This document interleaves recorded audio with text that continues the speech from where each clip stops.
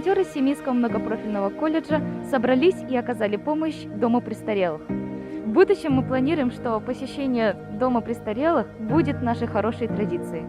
Спортты қалдырмаңдар, биді қалдырмаңдар, жарай ма?